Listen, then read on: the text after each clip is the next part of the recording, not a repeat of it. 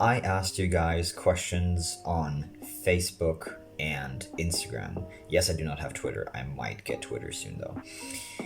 And I got some funny questions. I got some really dumb questions, and I got some very thought-provoking questions. So here we dive right into it. First question is on my Instagram, and it's from one of my best friends, Tim Schubert _ if you want to follow him. He asks, why are pirates so bad at maths? He gives me the answer too, so I don't even have to guess, but pirates are bad at math because they guess pi. It's hilarious. It's hilarious. Dude, it's great. Liko, another one of my childhood friends, he says, he basically says, well, of course, you ask a question, then you immediately give the answer as well. And then Tim says, well, otherwise everybody thinks I'm dumb. And Rico says, that's what people think anyway. Well, you're right. You're not wrong. Next question is from Noah Wagner 999, also a good friend of mine. He asks, what's your favorite Magic card and character? So for those who do not know what Magic the Gathering is, this is one deck box. It is a game similar to Pokemon, at least the trading card game, and Yu-Gi-Oh! But it was there before the two, so it's the original trading card game, in that sense, I would say. It's super awesome. I love playing it. I got introduced to it while I was in Canada, and I got tons of German cards for free because in Canada not lots of people speak German. So I was at a basically trading card store. The dude basically had Magic cards and everything else Magic related, and that was it. He had some comics that he sold, some Pokemon stuff as well, but mostly Magic the Gathering. So he was talking to somebody that I knew in Canada, and he was like, yo, this one dude, he's from Germany, right? Do you think he would appreciate German cards?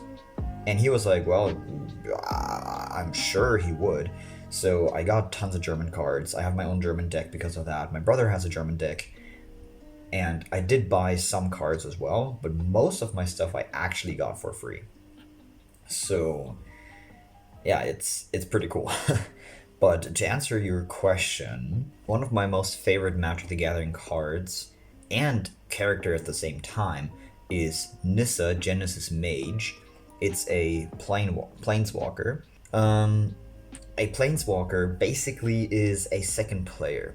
It acts accordingly. When your opponents attack you with their monsters, they decide to either attack you or the planeswalker. The planeswalker has loyalty points, and once those loyalty points go to 0 or below, the planeswalker gets destroyed.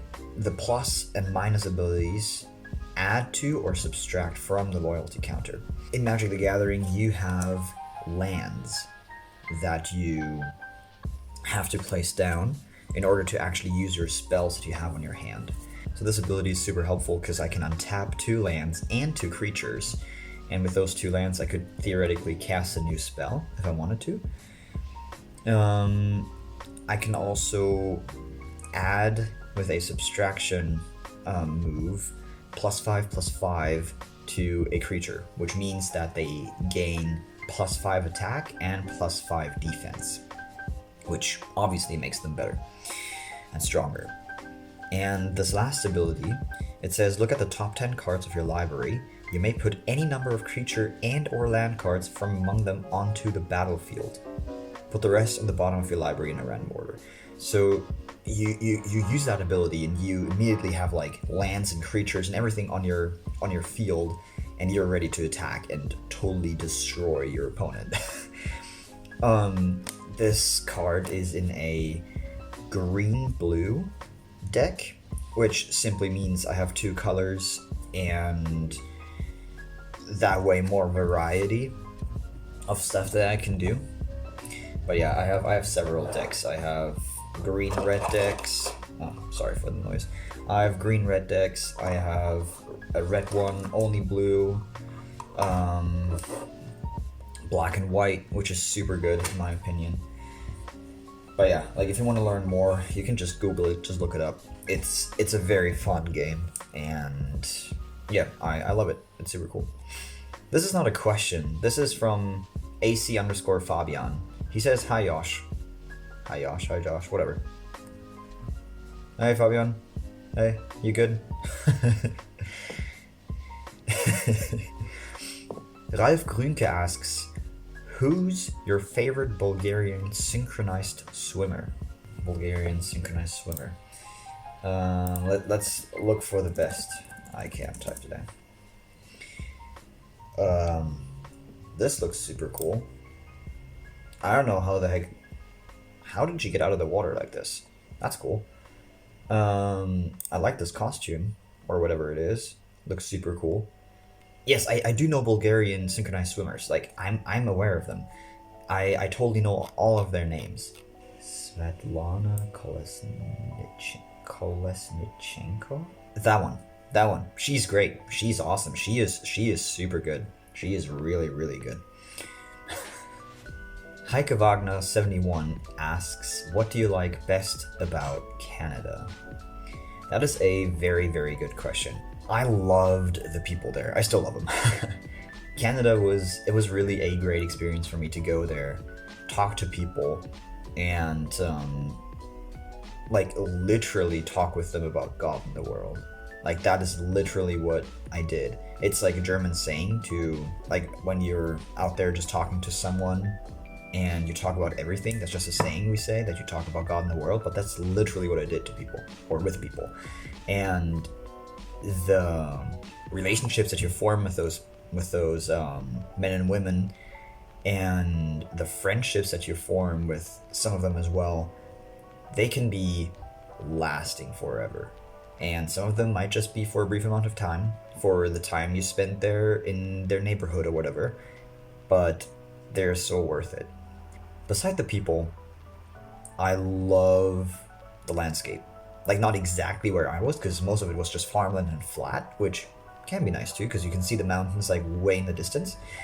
But I also visited Waterton, which is a national park. And Waterton was just beautiful. I wanted to go to Banff as well, but it didn't really work out. Banff is even bigger, and I heard, to the right, like, season, even more beautiful. But yeah, those places are just amazing. And Calgary, like the main city of the area where I stayed in, is so awesome. I love the city. It's like not as big as Frankfurt whatsoever here in Germany, but it's just awesome. I love Calgary. I love the other places I stayed at as well. So yeah, the people, definitely, and just the country itself. Rico Reinhold, you remember him from the other question, asks what beauty products I use. I don't use any beauty products. I'm just beautiful as is. Rico Reinhold also asks, imagine you have a pig and you have that as your pet, but that pet pig has a tattoo. Yes or no? Sure. It depends on the tattoo, though. It really depends on what the tattoo is. So, yeah, really depends. AC_Fabian is back. He also asks if mayonnaise is an instrument. No, Fabian, mayonnaise is not an instrument. Horseradish is not an instrument either. Wes Allred, one of my companions while I was in Canada, great dude, love him, he asks, what the heck is going on in Ezekiel chapter 1? So the church I go to, which I have mentioned previously before, the Church of Jesus Christ of Latter-day Saints, we use the King James Version of the Bible because we believe that this is the most accurately translated one. So yeah, Ezekiel chapter 1 is about Ezekiel having a vision, if I remember correctly, of cherubim. What are cherubim, you might ask? Well, let's ask Google. This is what a cherubim is according to Google. Interestingly enough, this picture seems accurate, at least from what Ezekiel is saying. He says, "Of the midst thereof came the likeness of 4 living creatures, and this was their appearance.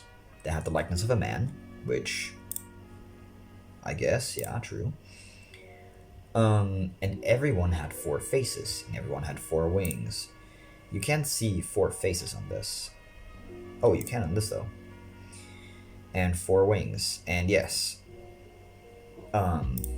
it's talking about like, where is it? Likeness of their faces.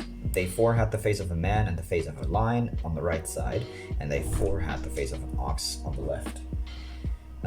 They 4 also had the face of an eagle. Somebody just got in my room and put something on my bed, and I don't know what it is. I have to check that out later. This does seem like an accurate depiction. I can't tell. I've never seen a cherubim before, so I couldn't tell you. After reading the chapter, Wes, I have to say, I have no freaking clue what's going on. I really couldn't tell you. Maybe the second chapter will help, but the second chapter is about Ezekiel being anointed to be a prophet, if I'm not mistaken. I might be wrong, because I just skimmed over this real quick. But if it is, then Ezekiel 1, well, obviously is a vision, but it might be his first vision of anything ever. He says there was a whirlwind that came out of the north, and in that whirlwind there were those 4 creatures, and he describes the creatures. It seems like they could be forebearers of God. They might be, quote unquote, protecting God, which he doesn't need protection really, but like they might be around his throne being some kind of servant, maybe, and like if he needs something done, they might do it for him. I really have no idea. Thanks for the question though. Thanks for the question. That is it already with all my questions that I got. I didn't get many questions. You can follow me on Instagram, and you can follow me on Facebook as well if you still use that. I might as well get Twitter at some point, where I may ask some more questions in the future. Who knows? Thanks again for all your questions. Now I have a question for you. Have you liked this video? I have another question for you. Was this content that you would watch again? And now I would ask you something, not as a question, but as a suggestion. Tell me in the comments below what you would like to see as well. If you want to see me play something, react to something, if you want to see a certain type of video, anything really. I can't promise that I'll do it, but hey, the thought counts, and if it's a cool idea, then I think I'll do it if I have the resources for it. Again, thanks a lot for your questions, thanks a lot for watching, and stay tuned for the next video. Have a great day, and see ya.